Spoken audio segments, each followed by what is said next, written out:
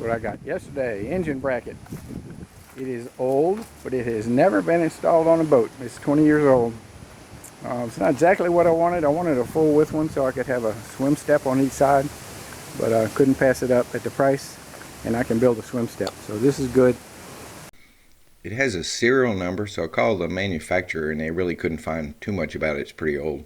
But he did tell me that all of their brackets are rated for 250 horsepower minimum, so that was one of my concerns. This lets me know where to put the bracing on the inside of the transom. So if I didn't have a motor mount, I wouldn't be sure about putting the braces on the inside of the transom because they might be in the way. But now I can move forward next time it quits raining. So I've got my new used motor mount over at the foundry where I can weld. I'm going to make some changes to it. I don't like the way this is open, and it's open so you can get to the bolts. I guess it offers no flotation. It seems like the water's going to come from the bottom of the boat and just, I don't know, there's always going to be a whirlpool in there like dragging a parachute. So I'm going to seal this off. I have a flat plate I can put here, and I have a little bit of checker plate left over from who knows where to seal this little piece on the bottom. So that'll take care of that. While it's here, I want to weld a flat bar on both sides about here to hold up whatever kind of swim platform I end up building. I want to build this out to the side of the boat, so I'll have one on each side. And a little disconcerting, looks like there's a crack in the dang thing. I don't know if we can focus on that. Yeah, this looks to me like a crack. Now, according to the guy I bought it from, it's never been used, and the engine bolts don't look like the engine's ever been on it. But it does look like it might have been clamped to a boat transom. So I don't know. I'm gonna grind that crack a little bit, and if it is a crack, I'll grind it out and weld it, and then I'll put another one of these flat plates on top and weld it double to kind of reinforce it. So.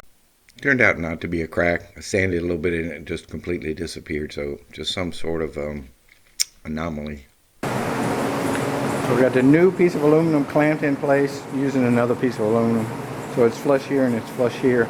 I pre-drilled some holes in it for bolts, and it's been a long time, but I got the spool gun hooked up. I'm gonna try to do some aluminum welding. And I'm gonna turn off the camera because it's probably gonna be ugly. So obviously this video is way back in time. You can see by the picture of the boat, I hadn't put the transom in it yet. And you can see behind me the decking material, the plywood is sitting in there drying out a little bit. So here I'm cutting the filler plate to close in that hole on the bottom with this aluminum, and it cuts aluminum cuts great with a skill saw. No lubrication needed. It throws out some nasty chips. Well, it cuts with a skill saw if you have a carbide blade, but I don't even think they sell blades anymore that are not carbide. Throws out some nasty chips and makes a horrendous noise, but it cuts really easy, cuts straight, leaves a good edge. So not only does aluminum cut easily, it also welds pretty easily if it's thick aluminum. Thin stuff like bateau skin is a little more of an art, but if it's thick, if it's 1/4 inch thick or thicker, and you have a spool gun, you can make some pretty welds. Even me, with my pitiful eyesight and my shaky hands, I can make a decent looking weld with a spool gun on aluminum. It's like the best weld ever. That ought to be in a book somewhere.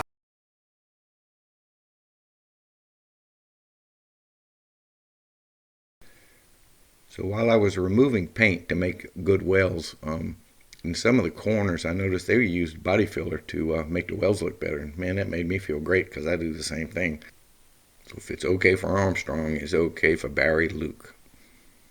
So we got a little setup here. Flat bars are flush with the top, obviously. This happens to be 2 inches from here to here, which is, I wanted 2 inches down because the swim platform is probably going to be 1.5 inches. And then I have the flat bar clamped to that, and I have all the paint grinded off. So I'm going to put a little weld here, a little weld at the other end, and I can take all this stuff off, make sure I'm square, and weld that, and then do the one on the other side. And then I'm through welding.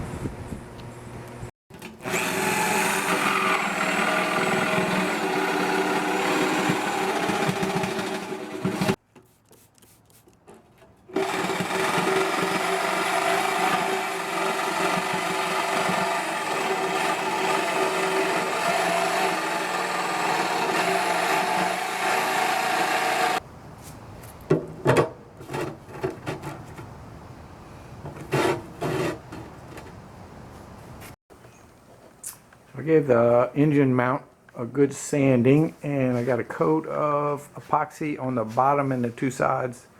Tomorrow I'll flip it over and get a coat on the top. Not a very pleasant color, but it's all going to be covered. It's just for protection.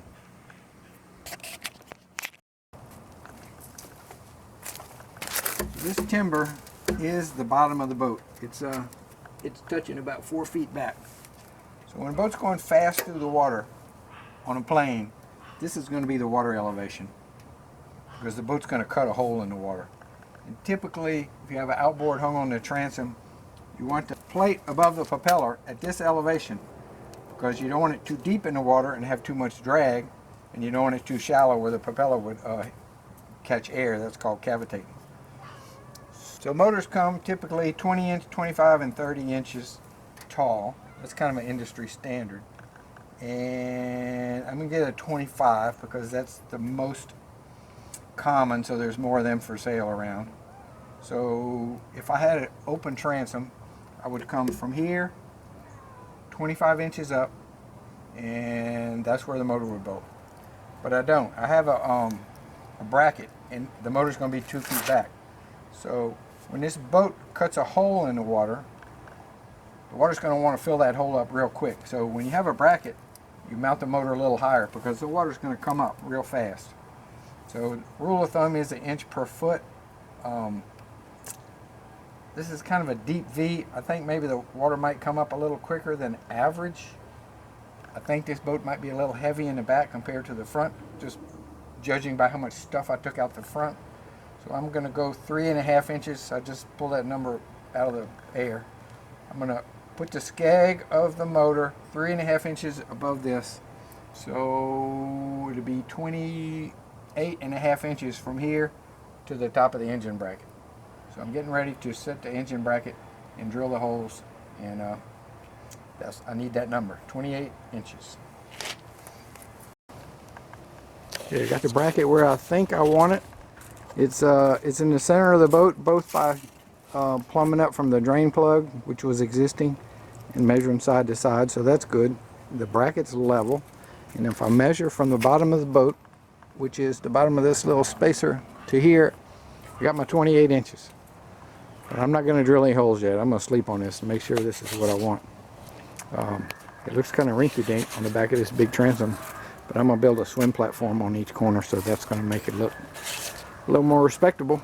But it's on there.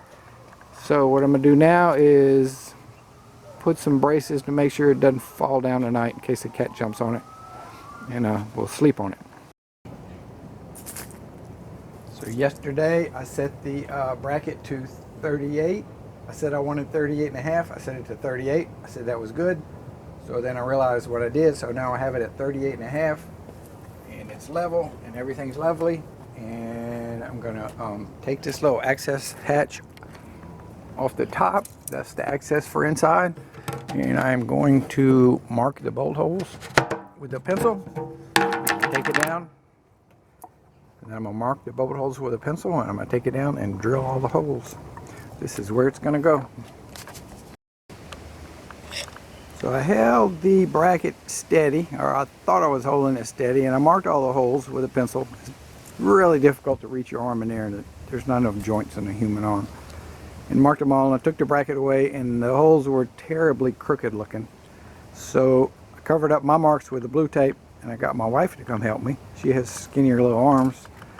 And I made sure the bracket didn't move, and the same thing happened again. I think it's just can't quite get the pin perpendicular to the surface up in these corners, and if the pin's not perpendicular, or if this is not totally tight to the transom, I think you get accumulated errors. So I did it by math. I put a center line and a straight edge and did all my numbers and marked it with a ruler, and I drilled it 1/4 inch. Now I'm going to drill them 9/16 for 1/2 inch bolts, and that'll allow me some room to get some epoxy and seal those holes up, and hopefully it'll fit.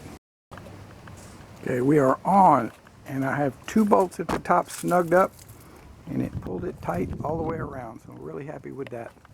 Let's go inside. We got some issues I got to work out inside.